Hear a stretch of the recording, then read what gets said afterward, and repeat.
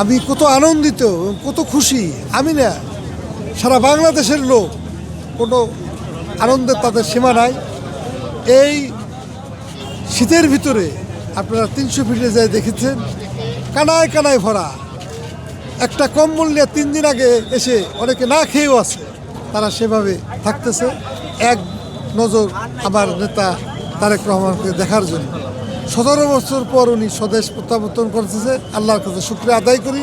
উনি যাতে সুস্থভাবে ওনার পরিবার সহ এখানে ল্যান্ড করেন এবং উনি মাদার অফ ডেমোক্রেসি আমাদের দেশনীতি খালেদা জিয়া মৃত্যুর সাথে পাবনা করতেছে। উনি একদিন বলেছেন, সাংবাদিক ভাইয়েরা আপনারা নিশ্চয়ই অবগত আছেন, বলেছিলেন যে তারেক রহমান এই দেশে ফিরবে, কোটি কোটি লোক তাকে বরণ করবে। আল্লাহ তার দোয়া, মায়ের দোয়া কবুল করেছে। কোটি কোটি লোক আজকে তাকে বরণ করেছে আনন্দর চিত্তে। এইটা আপনারা নিজেরাই চোখে দেখতেছেন। আমার কোনো ভাষা নাই। আমি দোয়া করি শহীদ রাষ্ট্রপতি জিয়াউর রহমান যেভাবে বহুদলীয় গণতন্ত্র সৃষ্টি করেছে, দেশনেত্রী খালেদা জিয়া 9 বছর আন্দোলন সংগ্রাম করে সংসদীয় আসন, সংসদীয় গণতন্ত্র প্রতিষ্ঠিত করেছেন।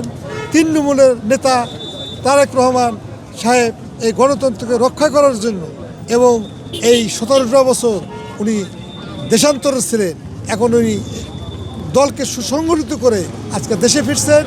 দেশ শান্তি পাবে, দেশের লোকজন শান্তি পাবে এবং এই দেশে ভোটাধিকার থেকে বঞ্চিত ছিলাম।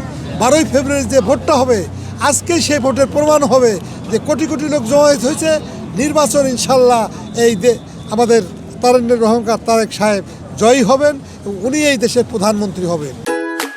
জয়া স্যানিটারি ন্যাপকিনে 40 টাকা সাশ্রয় কুটস্থ দোকান থেকে আজই কিনুন। আমার বাসায় 1983 সালে যান, তখন উনি ভাইস চেয়ারম্যান ছিলেন। আমার ওয়াইফ তখন ওনাকে খেদমত করে। আমার মা নাই, আমার বাপ নাই, আমি তাকে মা বলে ডাকি। উনি আমাকে ছেলের মতন স্নেহ করেন এবং আমার স্ত্রীকে উনি মেয়ের মতন স্নেহ করে আমার স্ত্রীকে উনি রাজনীতিতে উনি নিয়ে যান। উনি যখন বরিশাল যান, আমার ছেলের বয়স তখন 10 মাস, উনি তখন আমার স্ত্রীকে নিয়ে যাওয়া ওনাকে খুবই স্নেহ করতেন। এবং তার পরিপ্রেক্ষিতে কি হয়েছে, আমি 77 সন থেকে জাগ দল থেকে বিএনপিতে এ পর্যন্ত এসেছি। আপনারা নিশ্চয়ই অবগত আছে, ফরিদপুর জেলায় সদরপুর থানা আটটুসি বলে একটা হুজুর আছে, ওখানে এরশাদ সাহেব প্রত্যেক শুক্রবার যাইতো। ওটা একটা রাজধানী ছিল। এরশাদ সাহেব আমাকে নেওয়ার জন্য তখন ডিসি সত্তার ছিল, এসপি নুরুদ্দিন ছিল, জেনারেল লতিফ ছিল, জেনারেল ওয়াইজ ছিল, দেওয়ান আফসার টিউনো ছিল। আমাকে প্রেশার দিয়েছে এই দল চেঞ্জ করার জন্য, মন্ত্রিত্ব লোভ দিয়েছে। আমি শহীদ রাষ্ট্রপতি জিয়াউর রহমানের আদর্শ বুকে ধারণ করেছি, দেশনেত্রী খালেদা জিয়াকে মা রেখেছি। আমি একমাত্র ব্যক্তি, আমি দলের সাথে মুনাফিকি করি নাই, মুনাফিকি জানি না। আমি আমার বাসায় উনি 3 ঘন্টা 3.5 ঘন্টা ছিলেন এর সাথে খালেদা জিয়া। ওখান থেকে উনি বরিশাল যান আমার স্ত্রীকে নিয়ে। এবং ওনার যে বড় বড় নেতা যারা, শাহজিজ থেকে শুরু করে প্রত্যেকটা নেতাই তখন ওনার সাথে ছিলেন। আমার বাসায় উনি দুপুরের খাওয়া খেয়েছে,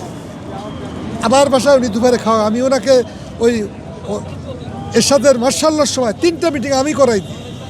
একটা হলো গোয়ালন্দ নিজামুদ্দিন সাহেবের মিলে, আর একটা হলো যে বাল লাইব্রেরিতে, আর একটা আমার বাসার সামনে।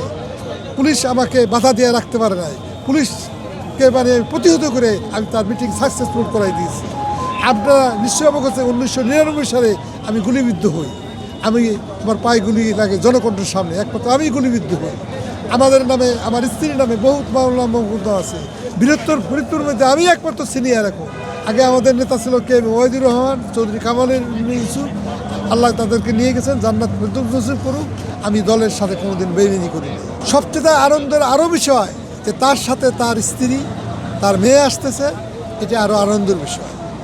একই পরিবারে তার মেয়ে বলছে, আমি দাদির আদর্শে বিশ্বাস করি, দাদাকে আমি দেখি নাই, দাদাকে আমি স্মরণ করি, দাদা কীভাবে কী কাজ করছে, আল্লাহ যেন সে কাজ করার তৌফিক আমাদের সকলকেই দেয়। এবং তার স্ত্রী, আমি একটা ভাষাই বলবো, এক্সিলেন্ট ভদ্র মহিলা।